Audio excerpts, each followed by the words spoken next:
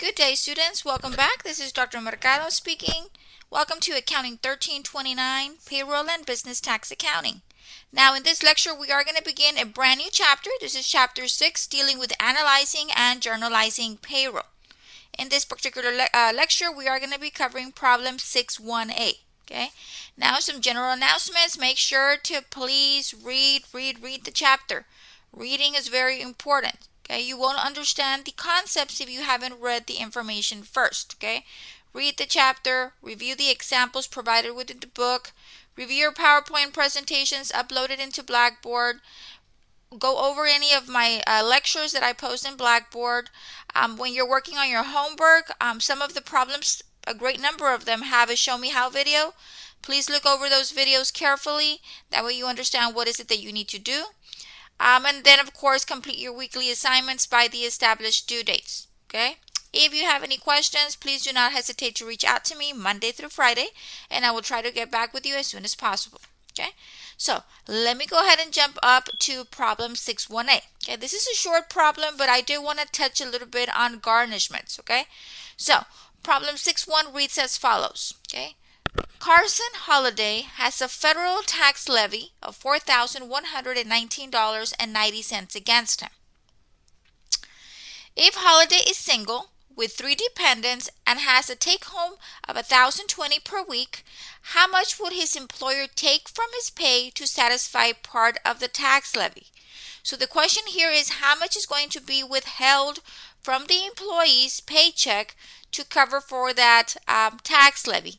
So the employer here, in this case, is going to garnish some of Carson Holiday's wages to satisfy this tax levy. Okay, so let's go over some of the information dealing with garnishments provided in your book. Okay, so it says garnishments refers to the legal or equitable procedure by which a portion of your wages of any person must be withheld for payment of a debt. Through the garnishment process, a creditor, with the aid of the courts, may require the employer to hold back a portion of the debtor's wages and pay that amount to the court or the creditor. Okay?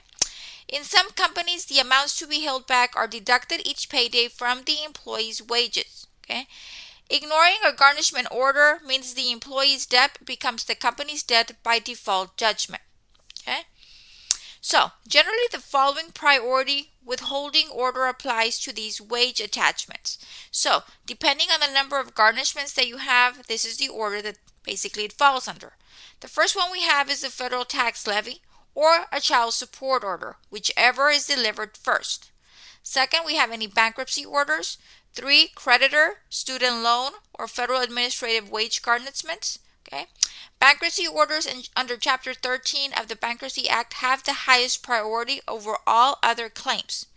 Okay, so in this particular problem, we are dealing with the federal tax levy. Now, your chapter or your textbook has information about each of the information. I'm not going to go over all of it, but you all can go back to your book and read over the different sections that deal with the different types of garnishments that are out there.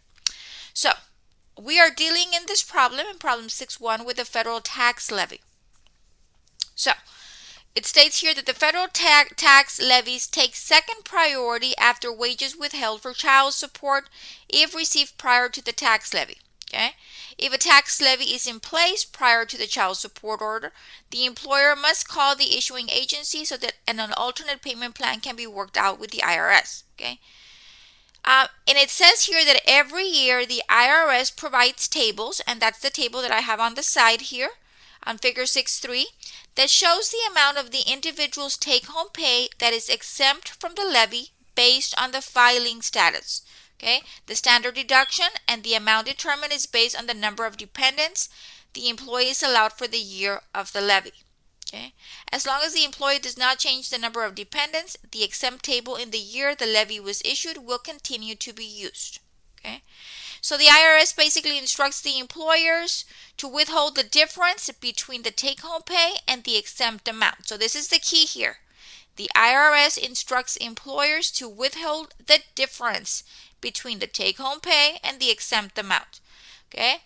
So the take-home pay is the gross pay less taxes and deductions in effect before the levy was received, such as 401k plan contributions, credit union savings, and involuntary deductions for child support and creditor garnishments. Okay, these tax levies are suspended if a debtor declares bankruptcy.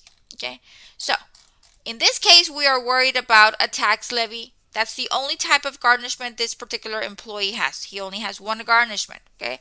So because it is a tax levy, the IRS provides us with the tables, okay? This is the table that we're going to be using because holiday is single, okay? So this is the table for the single status, okay? So our calculation is very simple. It's just a matter of reading the information and then applying it, okay? If we see down here, it tells us what we have to do, okay? It says here, the IRS instructs employers to withhold the difference between the take-home pay and the exempt amount. So that is what we're going to do up here. So first of all, we need to identify what is my take-home pay.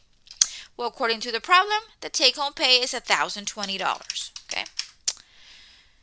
Okay, now we need to go ahead and we're going to figure the exempt amount. Now the exempt amount is coming from figure 6.3, okay? That is where we're going to be getting that exempt amount from figure 6.3. Now this number would, depending on if it's a single, married, or whatever, the tables vary depending on the filing status, and you can obtain that from the IRS website, okay? But in this case, we are using figure 6.3 because we are provided with the single table, and that is what we're going to be using, okay? So the exempt amount, okay? So if Carson Holiday gets paid weekly and makes $1,020, how much is the exempt amount? This is the amount that we are not allowed to withhold. Okay, this is the amount that is exempt from the garnishment. Okay, so we look for the weekly amount and we look for the amount based on the number of dependents that this person has. Okay, so Holiday is single with 3 dependents. So we're going to look at the 3 tier number of dependents, and he gets paid weekly. So that brings us to the 502.90. Okay. Okay, let's do this one. Okay. So 3 dependents, gets paid weekly. This is the exempt amount. We cannot withhold from that 502.90. Okay. So that is my exempt amount. 502.90 is my exempt amount. Okay. So now I can figure out what my federal tax levy can be. How much am I going to withhold from Carson's Holiday's pay? Well, I'm going to get the take-home pay minus my exempt amount. This is the amount I cannot touch. So that means that I am going to deduct from Carson's Holidays, I'm going to garnish $517.10. Okay, so if you see here, they're garnishing more than half of his paycheck. Okay, so the federal tax levy, according to this particular table, that is the maximum amount based on his earnings that can garnish $517.10. The $502.90 will be the amount that, you know what, that amount we cannot touch, that you keep for your expenses, you know, to cover your household expenses. But we're going to take away from your paycheck $517.10 to pay for that tax levy that you owe us. Okay, so it's pretty aggressive here. Okay, so they're really collecting really, I guess, fast, quickly, that garnishment that you have. Okay, so this is the calculation. The take-home pay minus the exempt amount will give you the federal tax levy garnishment. Okay, so fairly straightforward. You're going to have other problems in the chapter dealing with garnishments, with other types of garnishments, kind of like creditor garnishment or child support garnishment. Please make sure that you read over the specific sections carefully. That way you're able to apply what is it that you need to do. Okay, the text tells you what you need to do. Like, for example, here it tells me within the text, okay, what you need to do, which is basically you have to withhold the difference between the take-home pay and the exempt amount. So if you didn't read that sentence, you would not have known that you needed to do this. Okay, So reading, that is why I keep on reinforcing the fact that reading is very important. That way, you're able to locate the information and identify what is it that you need to do. Okay. So I'm done with problem 6.1a. That is it. Until next time, have a wonderful rest of your day. Bye bye.